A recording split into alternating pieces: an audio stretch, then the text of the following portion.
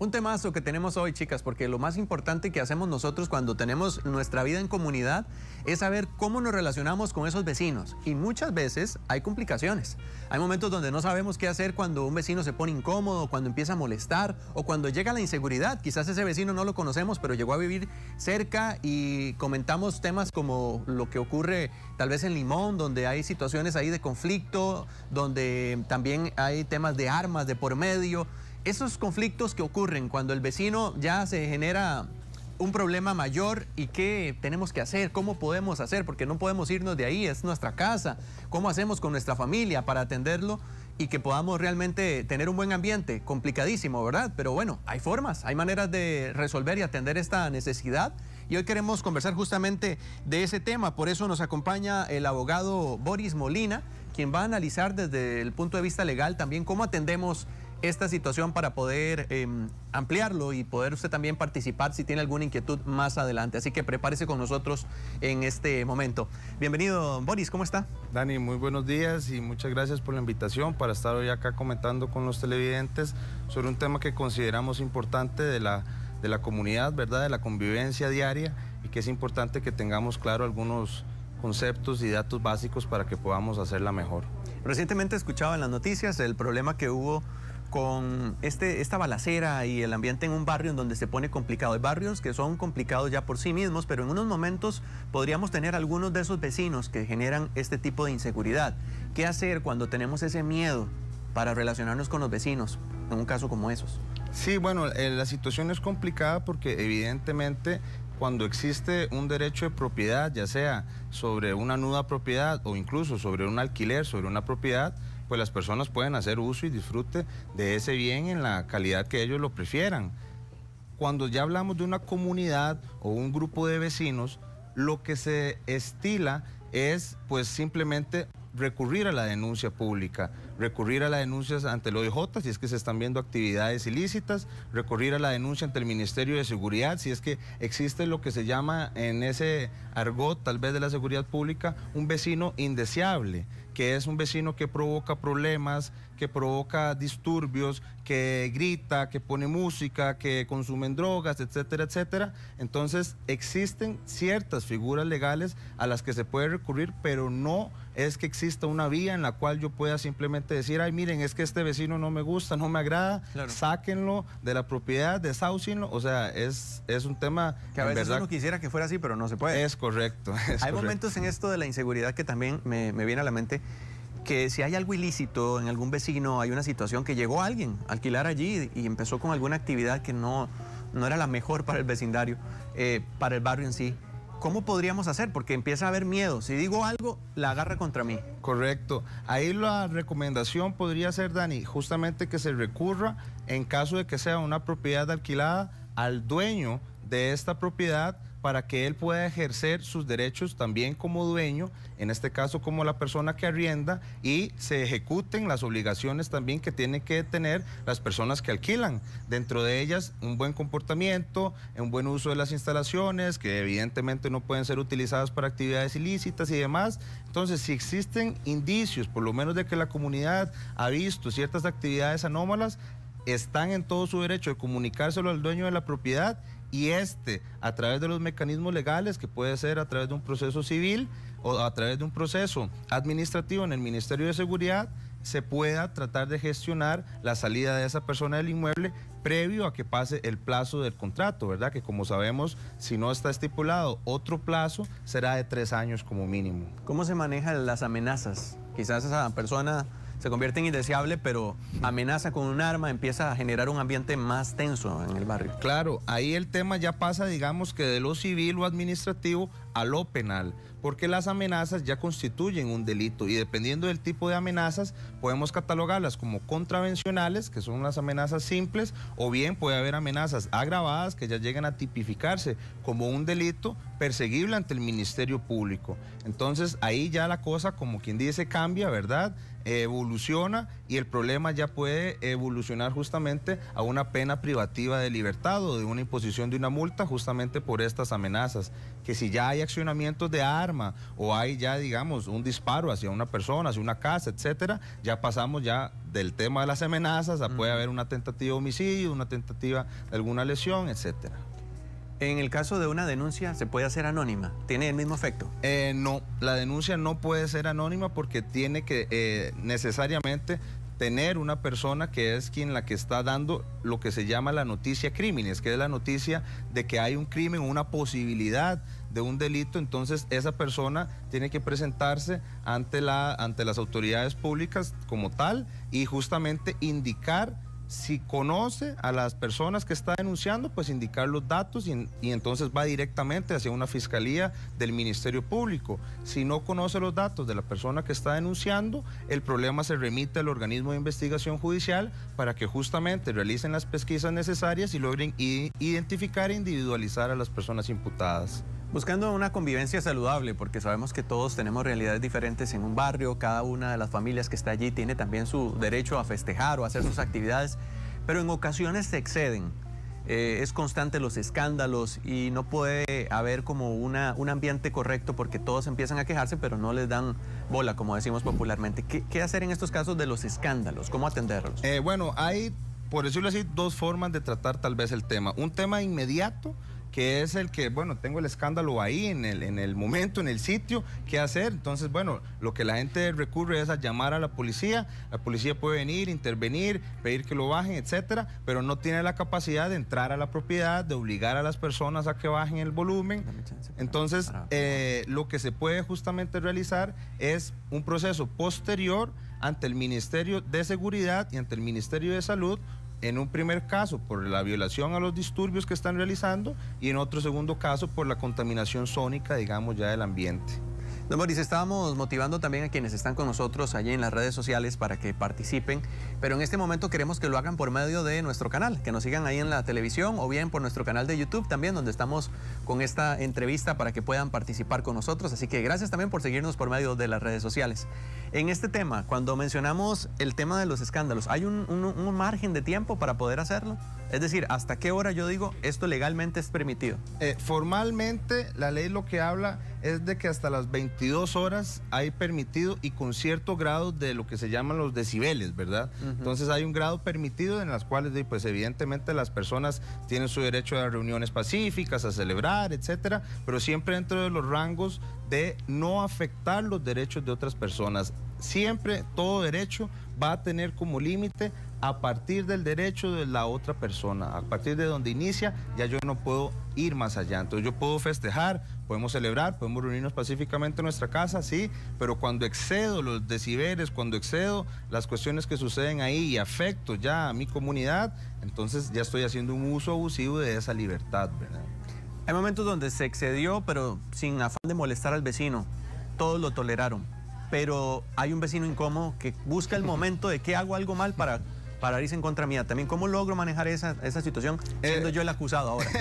Eso es complicado y sobre todo en temas de condominios. Últimamente he andado ahí rondando el tema condominal y es una cuestión caótica, terrible. O sea, lo que sucede ahí es, muchas veces yo lo que digo es que cada quien está en su propio feudo dentro de un gran feudo. Entonces todos creen que mandan cuando nadie manda nada. Al final de cuentas, pues hay un administrador y toda la cosa que recurren a esa persona justamente a darle las quejas diarias. Entonces es muy vacilón porque a esa persona le toca ser catalizador y filtro de todas estas situaciones que muchas veces puedan tener razón, pero muchas otras es que las personas son incómodas. Y ante esto mi respuesta es, pues es el margen de tolerancia que necesitamos como sociedad, porque lastimosamente, pues no solo no somos perfectos, sino que existen situaciones que tenemos que tolerar, así como toleran unos de un lado, que pongamos música un día, pues hay que tolerar que haya personas, yo creo que incómodas, que mientras no generen una afectación o algún grado de agravio para nuestras personas o nuestras familias, pues hay que tolerarlas, al igual como creo yo que hay que tolerar muchas veces estas bullas y estos disturbios, ¿verdad? Pasemos ahora al daño de infraestructura. Los vecinos que tenemos cerca, quizás las paredes pegadas a la par de la nuestra, están haciendo un trabajo y está afectándome. Empieza a entrar mucho polvo, mucha suciedad a mi casa. ¿Cómo se maneja eso también? Eso ya digamos que es un tema más de índole civil, en la cual lo que habría que establecer primero es si los terrenos o las propiedades están debidamente delimitadas. Entonces, si cada uno cuenta con su plano y están debidamente señaladas, pues es fácil establecer a partir de dónde termina o empieza la propiedad de uno u otro. A partir de ese momento, entonces, lo que habría que establecer es un nexo entre las acciones que está realizando el propietario y el daño que yo estoy sufriendo en mi propiedad. Todo daño que me genere otra persona es indemnizable, independientemente del modo o vía en la que ésta sea realizada. Entonces, puede incoarse un proceso civil en el cual, si la otra persona, a pesar de que le hicimos excitativas de que por favor que nos indemnizara o que parara las obras que estaba realizando porque nos estaba ocasionando un problema y no lo hizo, existen las vías legales para que entonces se paralicen esas obras, se discuta el tema del límite y si existe alguna afectación, que se indemnice entonces ese daño que fue sufrido en mi propiedad y le correspondería al propietario de la propiedad que está contigua entonces a la mía. Si fuera en el caso que no fue intencionadamente, se hizo un daño en el vecino que le empezó a generar la salida de agua, esa humedad pasó a mi casa y me hizo un daño también, ¿cómo manejarlo? Ahí ya digamos que entramos a un tema en el cual también existe un supuesto de indemnización para mi propiedad, en este caso si soy el afectado, pero se reduce un tanto en el grado de culpa, porque justamente al no haber dolo, que es una figura que se da tanto en el ámbito penal como en el ámbito civil, que es simplemente tener la intención de hacer algo.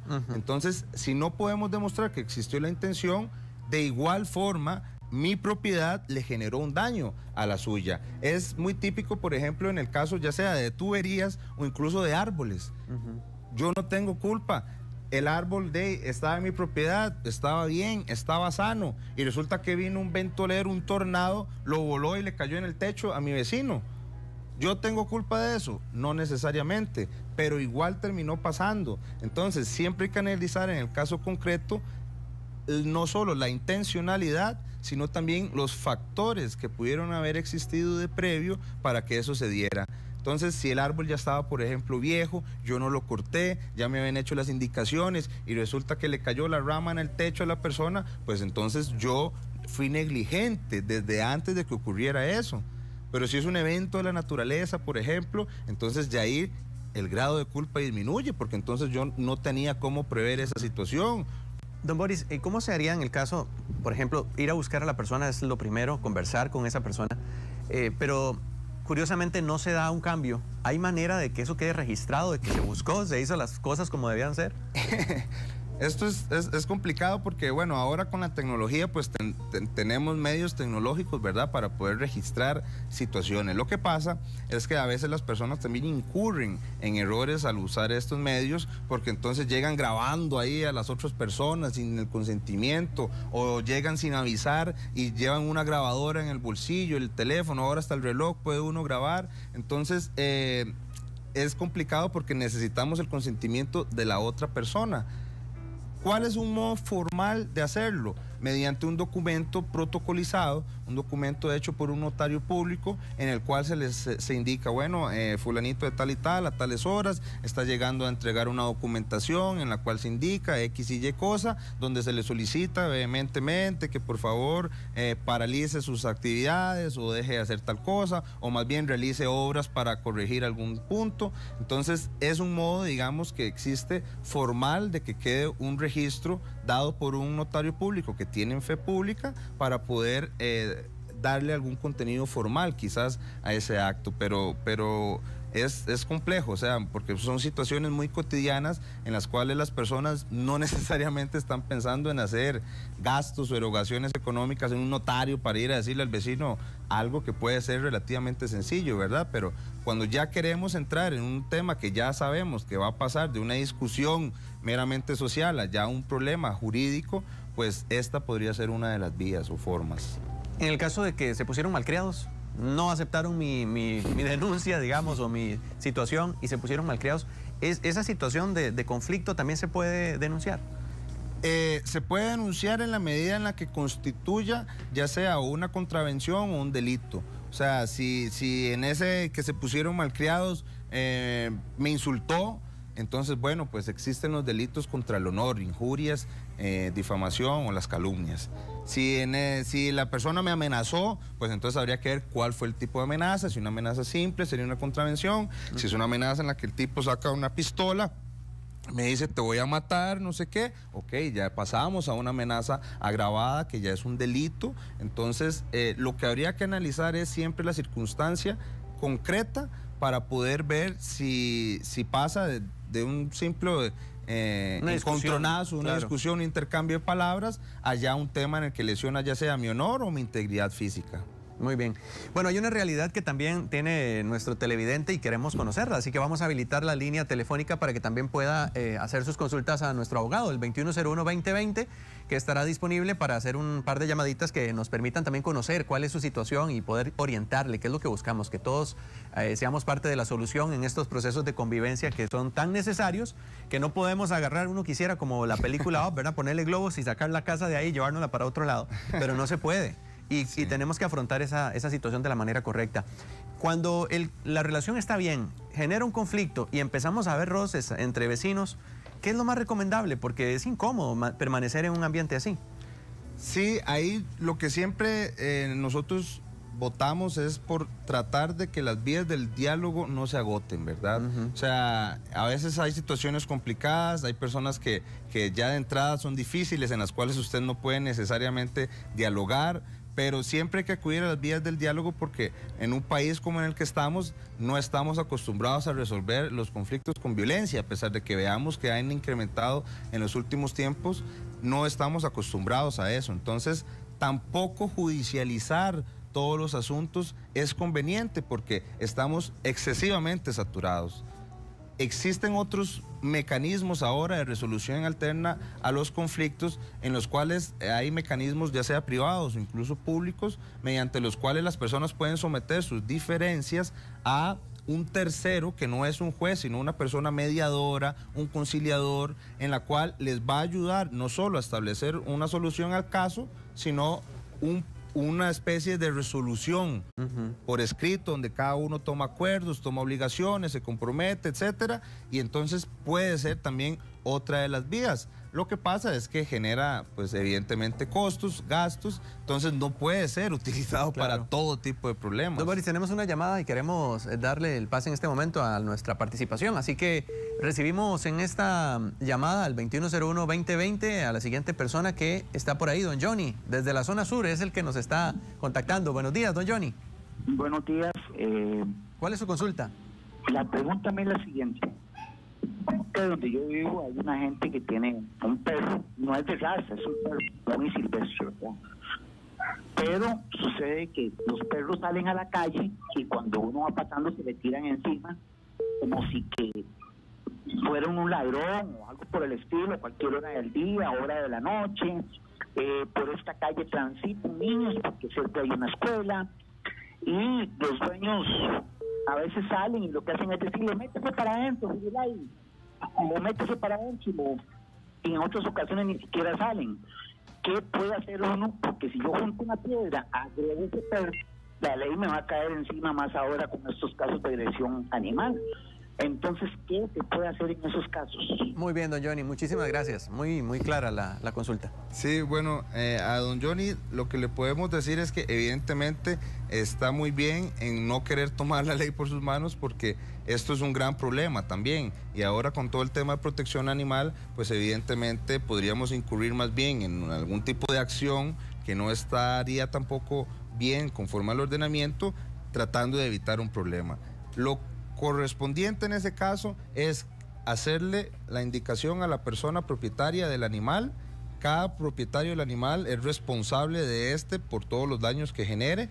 Entonces, primero acudir a la vía del diálogo. Si no se soluciona, existen también los mecanismos ahora a través de SENASA, que es una institución que ya se le ha dotado de bastante financiamiento para que pueda realizar esa loable labor, y entonces estas personas se pueden encargar de hacerlo a través de un procedimiento más formal, la denuncia también a través de los mecanismos que ellos tienen establecidos para ver si es un tema ya de seguridad del animal o si es un tema de negligencia del propietario, ¿verdad? Muy bien, vamos con Senia desde Alajuela que nos contacta. Buenos días. Buenos días, caballeros. Gracias, le escuchamos. La consulta es para el licenciado, es la siguiente. Nosotros tenemos un lote al cual le dimos, lo dejamos planito. A la par hay un vecino que dijo del metro que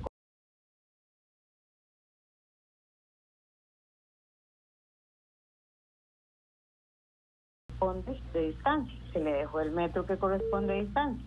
Hoy por hoy el señor dice que nosotros tenemos que en ese metro que le dejamos de distancia, que exige la ley, tenemos que construirle a él un muro porque se le está desboronando.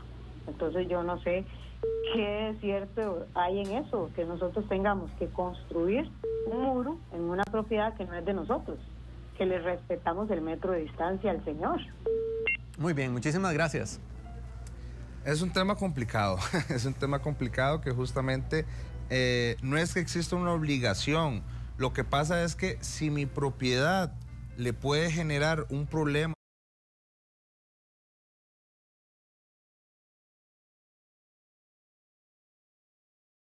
un traslape, de un derrumbe a la propiedad del vecino, entonces yo estoy en la obligación de ejercer todas las labores de mitigación, de evitar que esos efectos ocurran. Si no lo hago, yo estaría actuando de manera negligente. Contrario sentido sería si más bien mi propiedad es la que está abajo y la propiedad del vecino es la que se me puede venir encima. Ahí le corresponde entonces al vecino evitar que esta situación ocurra y construir él el muro. Creo que el tema no va tanto por la distancia que se reserva, sino justamente por qué es lo que puede pasar si no se hace y a quién se le puede atribuir. ¿Quién determina ese tipo de situación? Porque ahí necesitamos un tercero. Ahí el tercero yo creo que más que una cuestión jurídica es más técnica. Técnica en el sentido creo que topográfico y de ingeniería para justamente determinar, ok, que en determinadas circunstancias, si ese terreno...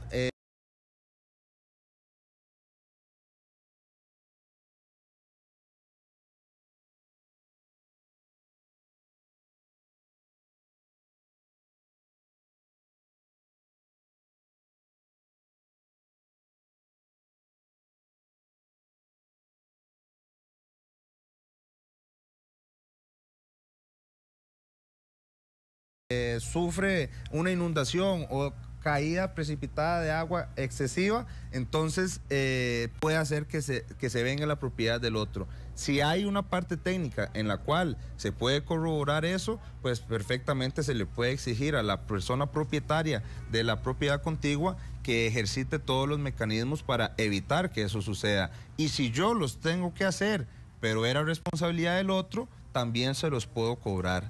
Entonces, para responder concretamente a la pregunta de la señora, lo que habría que determinar es si su propiedad puede afectar al vecino, entonces sí podría existir una obligación de que lo haga. Si no lo puede afectar, entonces pues el vecino tiene la potestad de decidir si hace un muro o no hace un muro, si hace una cerca o no hace una cerca, etcétera, etcétera. Don Boris, vamos con la última llamada. Ángela desde Guanacaste nos acompaña para el programa. Buenos días. Buenos días. Adelante con su consulta. ¿Qué se puede hacer en el caso de un vecino que realiza actividades de distribución de drogas y está afectando a toda la comunidad? Ya la gente no quiere alquilar cerca de esa casa, no quieren comprar las propiedades por esa situación. Muy bien. Ella no es dueña de la propiedad donde está, la alquila. Ok, gracias por la consulta. Vamos a tratar de orientarle. Sí, creo que lo comentábamos ahora, pero podemos volver a hacer la expresión en este sentido. me pareció entender que no era el propietario del lugar. Entonces, evidentemente, hay que acudir a donde el dueño de la propiedad para que sea este quien ejercite sus derechos también como una persona que arrienda, para que se logre desahuciar entonces a una persona sobre la base de incumplir su contrato de arrendamiento. Evidentemente, no solo el consumir, sino ya vender drogas y pues asaltar a las personas y demás, es un hecho que no solo incumple un delito, un contrato de arrendamiento, sino que incurre en delitos también que pueden ser denunciados ante el Ministerio Público. Lo que pasa es que estas situaciones son las que la gente me parece que trata de evitar, precisamente sobre el miedo a represalias, ¿verdad? Pero son los mecanismos que existen, o sea, no existe una forma de encontrar un grupo de personas de la comunidad que puedan hacerle algo a esa persona o sacarla por la fuerza de la habitación, etcétera. Entonces, son los mecanismos que tenemos legalmente para hacerlo, pero las personas tienen que ejercitarlos si quieren un resultado, porque lastimosamente, si no se hacen y si no se realizan las denuncias, pues para el Estado es como si no existiera el hecho. Así es. Bueno, nos llevamos tarea, porque lo importante que queremos acá es abrir la posibilidad de análisis y también de las herramientas que tenemos disponibles para una situación como esta. Quisiéramos vivir en un lugar donde todos nos lleváramos bien y que pudiéramos entendernos, pero bueno, somos diferentes y tenemos ciertas expectativas e intereses que pueden verse afectados en un tema de vecinos. Pero lo que queremos es que acudan a la forma correcta, cero violencia, a pesar de la frustración, sin duda alguna, y que podamos pues apoyarnos con lo que tenemos disponible a nivel legal para que esto se dé. Don Boris, muchísimas gracias. Muchísimas gracias a ustedes por la invitación y esperamos que a los televidentes les haya quedado muy claro el tema, y cualquier consulta siempre estamos a la orden. Son las 8:35 y estamos con la revista, así que gracias por permanecer allí, y también tenemos temas de mucho interés, así que continúe con nosotros, que la revista la hace usted.